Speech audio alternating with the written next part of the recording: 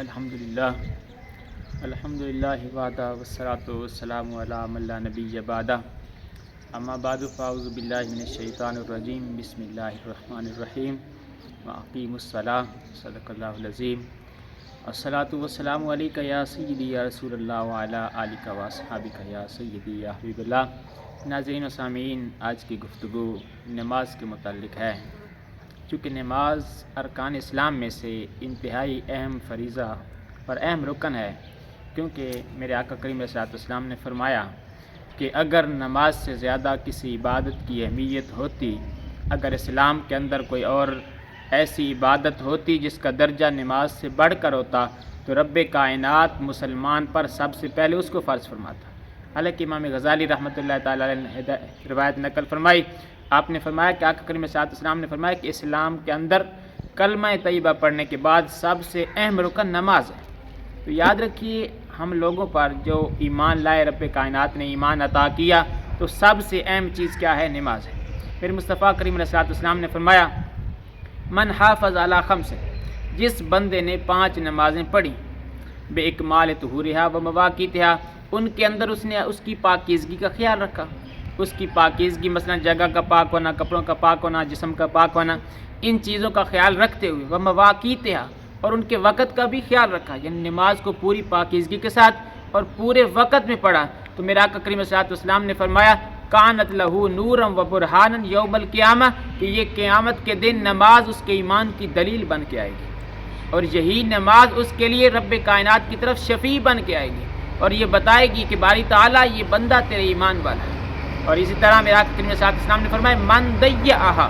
جس بندے نے نماز کو ضائع کیا۔ تو احباب ہم ضائع کرنے کے کئی مفہوم ہیں کہ نماز کو اگر اس کی شرائط کے ساتھ نہ پڑھا جائے، یعنی پاکیزگی کا خیال نہ رکھا جائے تب بھی ضائع ہے، اس طرح اس کے وقت کا خیال نہ رکھا جائے تب بھی نماز کو ضائع کرنا ہے۔ تو میرا آقا کریم صلی اللہ علیہ وسلم نے فرمایا من ضیعہا فحشر مع فرعون و حامان، تو سرکار نے فرمایا کہ جس بندے نے 5 نمازوں کو ضائع کر دیا، چاہے سستی کی وجہ سے کیا، چاہے وقت کی وجہ سے کر دیا، چاہے پاکیزگی کی وجہ سے کر دیا، تو اس کا حشر قیامت کا دن فرعون اور حامان کے ساتھ ہوگا۔ تو اب ہم چاہتے ہیں کہ ہمارا حشر جو ہے وہ نماز کے ساتھ ہو، ہمارے لیے نماز نور بن کے آئے، ہم چاہتے ہیں کہ نماز ہمارے لیے دلیل بن کے آئے، ہمارے ایمان کی گواہی دے، تو پھر ہمیں نماز ادا کرنی پڑے گی۔ اس طرح میرے آقا کریم صلی اللہ علیہ وسلم نے فرمایا کہ آج کل بندے جو ہیں وہ رزق کے معاملے میں پریشان نظر آتے ہیں، تو سرکار علیہ السلام نے فرمایا، حضرت ابو ہریرہ رضی اللہ تعالیٰ عنہ روایت کرتے ہیں،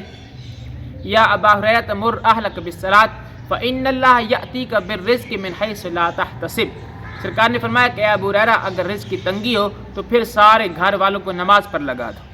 جب سارے گھر والے نماز پڑھنا شروع ہو جائیں گے، سرکار نے فرمایا رب ایسے طریقوں سے رزق عطا کرے گا تم نے کبھی سوچا ہی نہیں ہوگا۔ تو رب اتنا رزق عطا کرے گا، اور ایسے ایسے ہیلے اور بہانے سے اور ایسی ایسی جگہوں سے تجھے رزق عطا ہوگا کہ تم نے کبھی سوچا اور گمان بھی نہیں کیا ہوگا۔ اور پھر نماز کے لیے کئی قسم کی شرائط مفسرین کرام نقل فرمائیں کہ رب کائنات نے فرمایا کہ مومن لوگ جو ہیں قد افلح المؤمنون الذین هم فی صلاتهم خاشعون، کہ نماز کی ایک شرط یہ ہے کہ یہ خشوع و خضوع سے پڑھی جائے، یعنی دل کے اندر جو ہے نا، نماز کے لیے بندے کے دل کے اندر کیا ہو؟ نماز کی حضوری ہو، بندے کو پتہ ہو کہ میں رب کے سامنے کھڑا ہوں۔ پھر مصطفیٰ کریم کی حدیث ہے نا کہ سرکار علیہ السلام نے فرمایا کہ احسان کی تعریف یہ ہے، نیکی کی تعریف یہ ہے، ان تعبد اللہ کانک تراہ، کہ رب کے سامنے بندہ کھڑا ہو تو اس کے دل کے اندر یہ خیال ہو کہ میں رب کے سامنے کھڑا ہو، کہ رب کو دیکھ کے نماز پڑھ رہا ہوں۔ میرا کریم صلی اللہ علیہ وسلم نے فرمایا اِن لم تکن تراہ، اگر تیرے اندر اتنی خشیت نہیں ہے، تیرے اندر اتنا خشوع و خضوع نہیں ہے کہ تو یہ گمان کر سکے کہ تو رب کو دیکھ رہا ہے، تو پھر اتنا تو گمان کر کہ انک تراہ، رب تو تجھے دیکھ رہا ہے۔ تو اب اگر ہم نماز پڑھ رہے ہوں اور ہمارے دل کے اندر برے خیالات ہوں یا ہمارے کاروبار کے خیالات ہوں اور ہمارے دل کے اندر اگر یہ خشوع نہ ہو تو پھر اس نماز کا کیا فائدہ؟ وہ نماز ضائع۔ اس طرح کریم صلی اللہ علیہ وسلم نے فرمایا رب نے فرمایا الذین هم علی صلاتہم دائمون، کہ نماز پڑھنے والے پھر نماز ہمیشہ پڑھتے رہتے ہیں۔ آج کل لوگوں نے معمول بنا لیا کہ رمضان کے اندر نماز پڑھتے ہیں، آگے پیچھے نہیں پڑھنی،